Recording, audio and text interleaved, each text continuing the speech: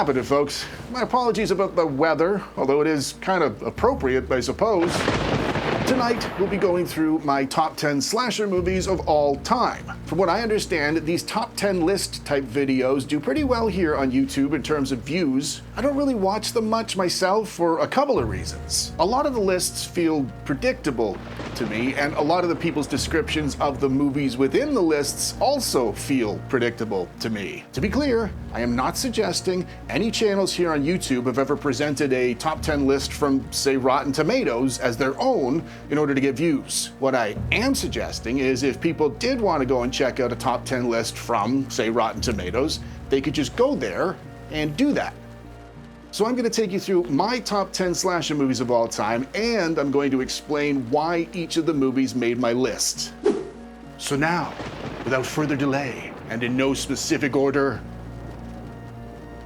forgive me, folks, I've been working a lot in the last week or so.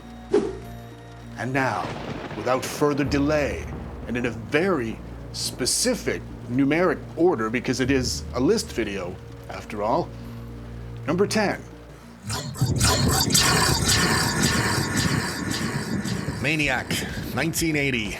Directed by William Lustig. It is a classic for slasher fans and for fans of a more extreme brand of horror. And if you've seen it, you know why. The movie follows a deeply disturbed, unstable guy named Frank Zito as he stalks and exterminates young women in the big city. This movie's notorious for its graphic and brutal depictions of unhinged anger and just violence. Between the subject matter and the gruesome kill scenes and Tom Savini's special effects, this movie would never get made today. The movie's set in a really dark and menacing version of 1980s New York City, which I suppose you could also call New York City 2024. Lustig did a brilliant job cranking up the dread by making the landscape a sinister character of its own. Not for the first time, the things critics hated so much about this movie are the exact reasons it's on my list. It was bold, and it presented itself in a very different way. First and foremost, Joe Spinell makes your skin crawl. If you've not seen this movie, consider checking it out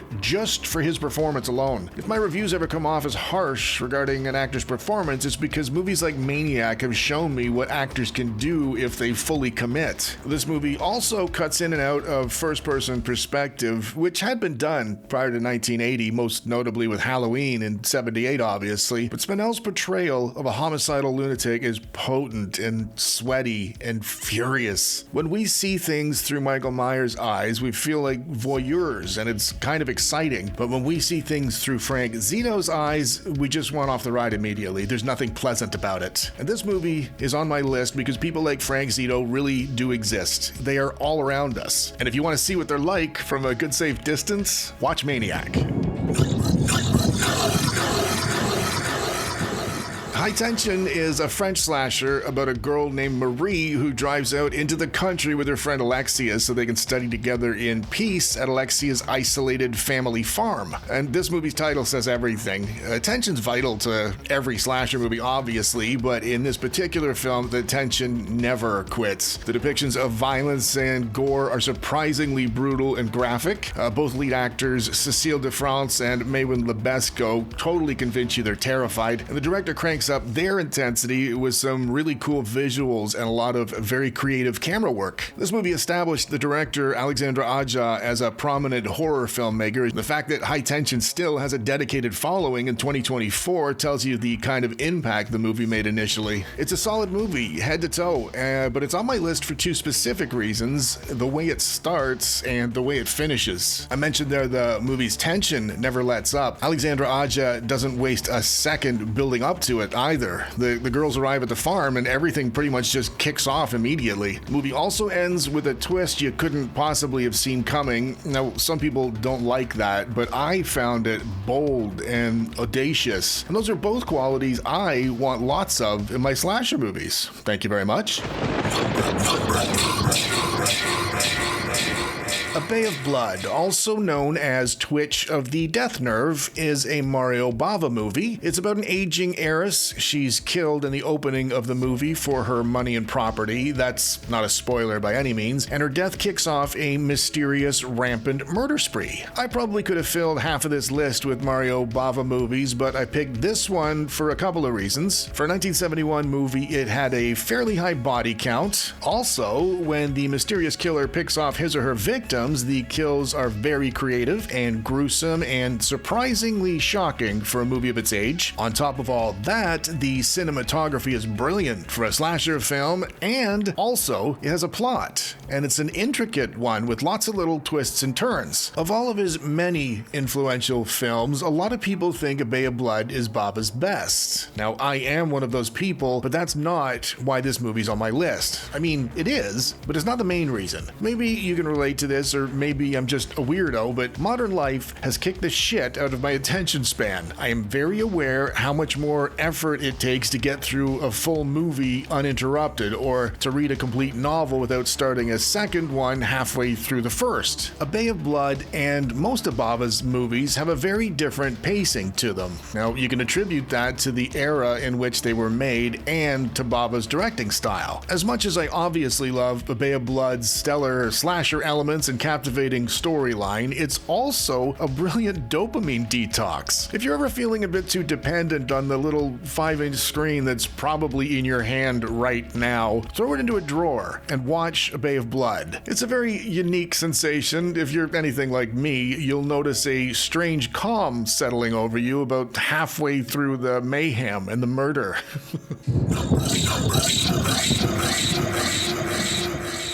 Sleepaway Camp, directed by Robert Hiltzik back in 1983, also earned its cult classic status for a few reasons. I'll admit, when you rewatch this now, there's a lot of 80s cheese in it, but the killer was mysterious and the kills they orchestrated were gruesome and very creative. Nowadays, setting a slasher movie in a summer camp, even ironically, would probably guarantee the movie would never make my list, but in 1983, it hadn't become a trope yet, and the setting works perfectly with this story, which I suppose you could argue makes it innovative. On top of the camp setting, Sleepaway also features a final girl, sort of, in the main character, Angela, played perfectly by Felissa Rose, who's still very active in the horror community. I was a kid when I first saw this, and it got really mixed reviews from all the adults, but as does happen with movies that initially shock audiences, it's gone on to cement itself in horror culture. Probably helps a lot of people now see that 80s cheese as more of a nostalgic charm. I know I do.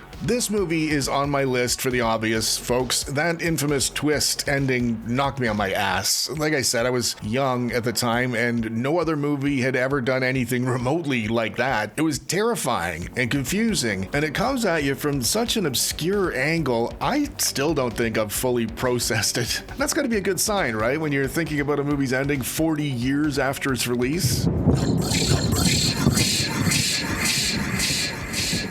Dream Home is a 2010 slasher from Hong Kong. Hang Ho Chung directed it, but I don't know any of his other movies. Dream Home's about a woman who wants to buy an apartment, but when the property prices make it impossible, she takes things into her own hands, shall we say. I don't know a lot of people who've seen this one. It's essentially a social commentary on real estate and the cost of living in a wider sense, maybe existentialism in the widest sense. The visuals are super stylish. The tension's built up masterfully and carefully in degrees until it's fully released during the movie's conclusion. That is for sure. The violence is graphic compared to your typical North American flicks, but given the protagonist is the opposite of somebody you'd picture doing these sorts of things, her actions come across hyper intense. Dream Home contains a couple of scenes I definitely warn people about. If you've an issue with realistic knife trauma, for instance, you might want to screen this one through your fingers. No pun intended. There's also a scene this movie's infamous for, but I will leave that up to you to look into so I don't risk spoiling anything. Just be aware. This movie made my list because the premise really resonated with me, and that was a very smart move of Chung, who directed and wrote this, if I haven't mentioned that already. It doesn't matter if you own or rent your home. Most of us have struggled at some point with issues relating to unfair things beyond our control, and using an actress like Josie Ho, who is unimpeachable imposing and even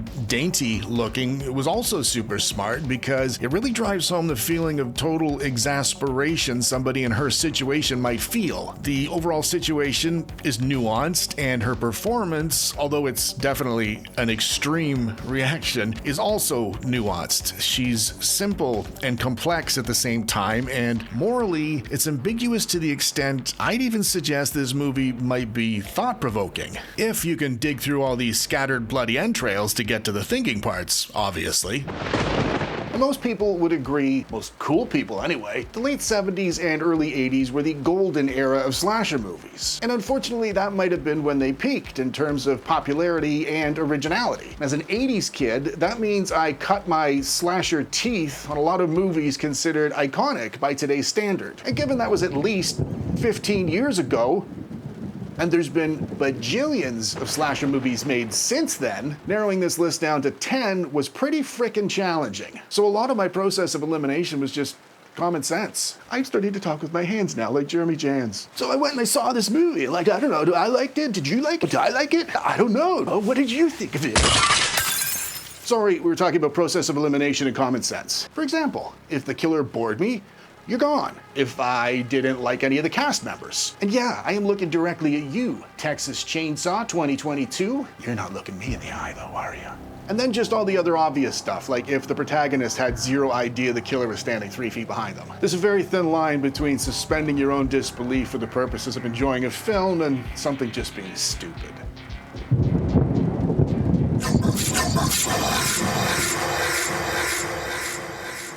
Scream is a landmark for horror movies, and Wes Craven deserves credit for every bit of it. You have to shoot your mind back to the mid-90s and the state of things in horror at the time to fully appreciate exactly what Scream did. Yes, the killer was mysterious and masked and as iconic as they come. The cast was interesting and likable and hateable. There were lots and lots of kills, and they were creative and inventive and fun. There was a hell of a final girl in Neve Campbell's Sidney Prescott, and the story ended with a bang. Now, I've just summarized a killer slasher movie, and that on its own would land at a spot on most people's top 10 lists, mine included. But it's on my list because the entire thing is a stitch-up. Every perfectly utilized slasher convention was a satirical backhanded statement. Wes Craven deconstructed slasher movies one layer at a time, openly and plainly, right in front of us, and yet, a lot of us didn't clue in fully until the final act of the movie because we were too busy enjoying the ride. I've seen all the sequels, it's kinda what I do, but I'm very open about the fact I've no interest in any of them.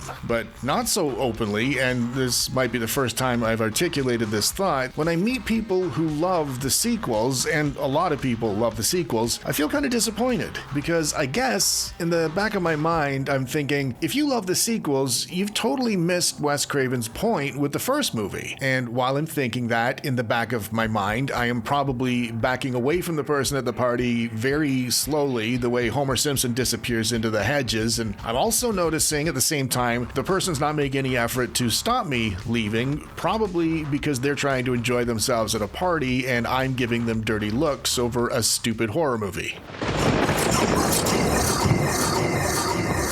Friday the 13th, directed by Sean Cunningham in 1980, and obviously this is another seminal horror movie. Famously set at Camp Crystal Lake, this was, as far as I know, the first slasher to take advantage of the idyllic foresty backdrop. Being the first, or at least one of the first, Friday did a great job contrasting the grisly murders against a backdrop normally associated with the formation of innocent, lifelong childhood memories. I've nothing deep or meaningful or profound to say with this one. This movie is known for its inventive kills. The weapons are usually improvised. It's often whatever's closest to the killer's hand at the time. The violence was graphic, and this movie in particular's violence went on to serve as a hallmark of sorts to the whole slasher subgenre. Actress Adrienne King's portrayal of Alice Hardy also played a huge role in turning the final girl concept into a recognized trope. And this movie's story caught a lot of people off guard with its twist ending revealing the identity of the killer. killer. That extra layer of intrigue and suspense really separated this first iteration from many of the sequels. Friday's had an undeniable impact culturally speaking. It spawned countless parodies, and of course, you can't argue the eventual iconic imagery of Jason Voorhees himself after he finally straps on the old hockey mask. But for me personally, and I know I am standing by myself in this field, this movie's on my list because of this Jason Voorhees and his mum.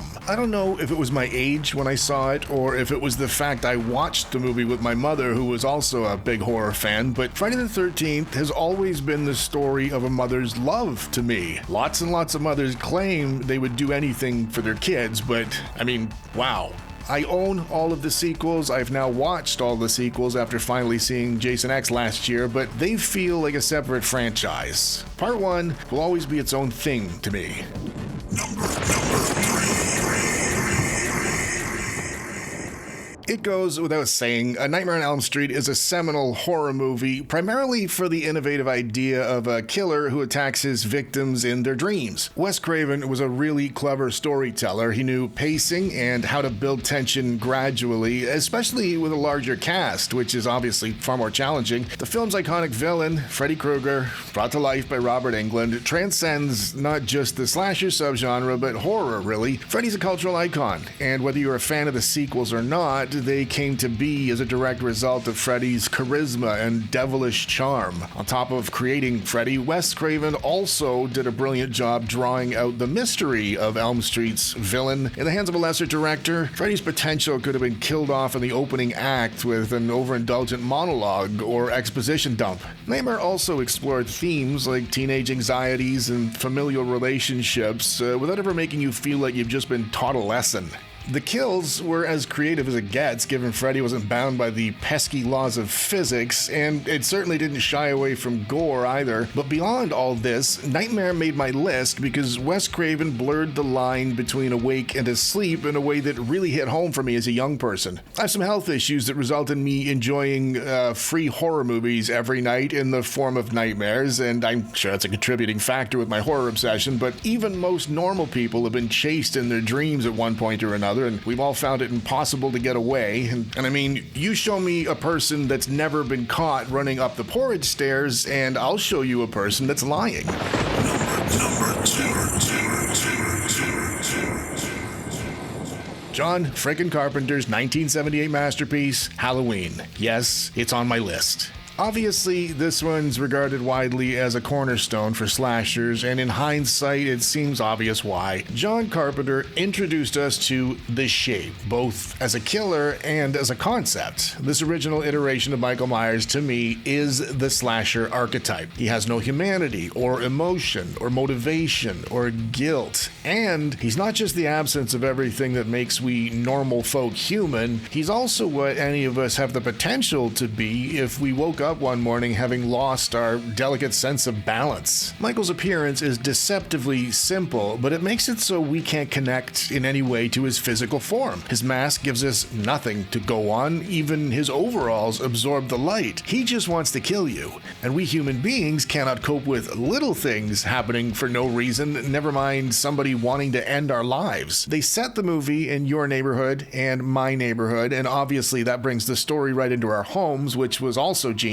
But Carpenter doesn't let up after he's inside our house. Once we're comfy and cozy and disarmed on the couch with this cast on Halloween night, he gives us Jamie Lee Curtis's Laurie Strode, who, much like Michael, in my opinion, is the final girl template. I bounce back and forth with my choice of favorite final girl. Sometimes it's Laurie Strode, sometimes it's Ellen Ripley, sometimes it's Sarah Connor. But 9 out of 10 times I come back to Laurie because she was completely by herself and she had zero technology to help get her through. I'm sure you're already familiar with Halloween's legendary piano theme and its nearly trademarked first-person perspectives, but this movie is on my list because of its ability to seamlessly stitch all of the slasher elements together with the traditional storytelling elements in a way that makes me feel like I'm watching a great movie, period. This one is as much about the filmmaking as it is about scaring its audience.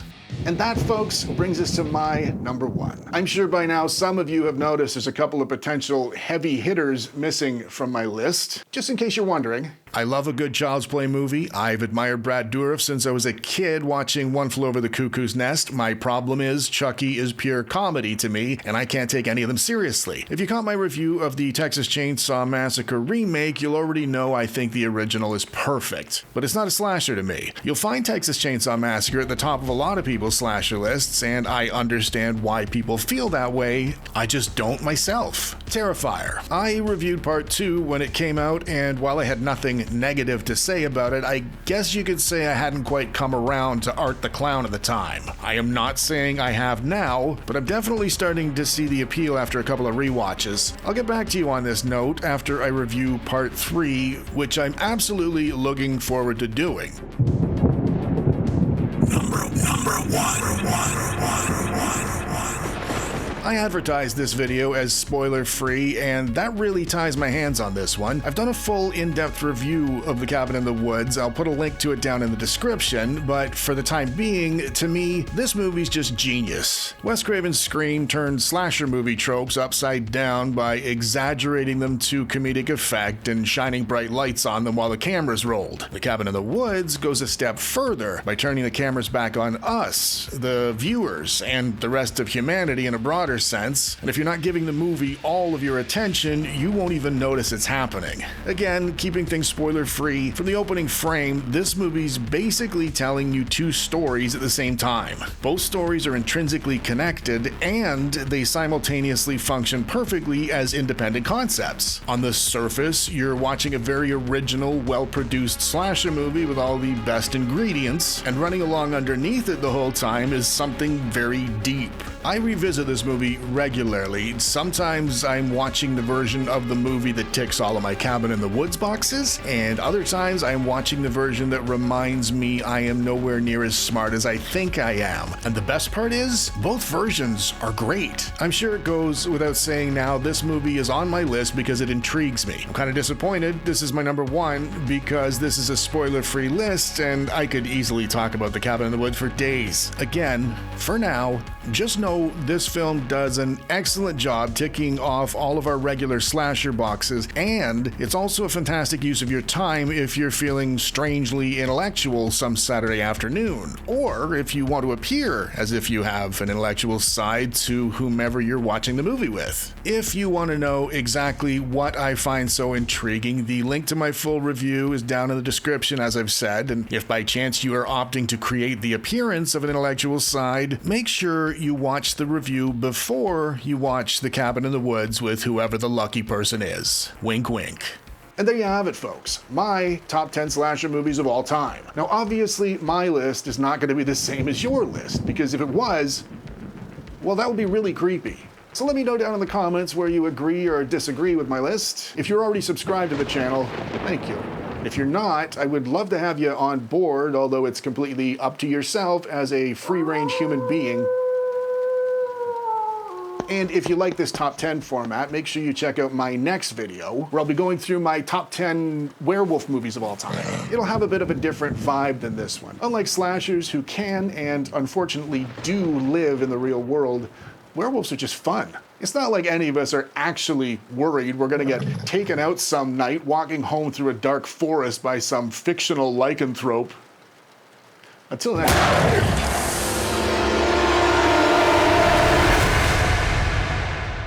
Do I like it? I don't know. Did you like it? I don't know. So I went and I saw this movie. Like, did you like it? I don't know. I don't know. Did I like it? I went and saw this movie this weekend. And did I like it? I don't know. If I liked it. Did you like it? So I went and saw this movie this weekend. And I went and saw this movie this weekend. Did I like it? I don't know. I don't know. But maybe did you like it? I don't know. What did you think? I don't know. I won't. It's me, Johnny, from that video you just watched. Although I'm sure you know who I am, right? You should subscribe to the channel. It doesn't cost anything, it's easy to do, and it makes creative people like myself who thrive on compliments feel all warm and fuzzy. And if you like that last video, click on this next video because it's just as amazing. Click on it.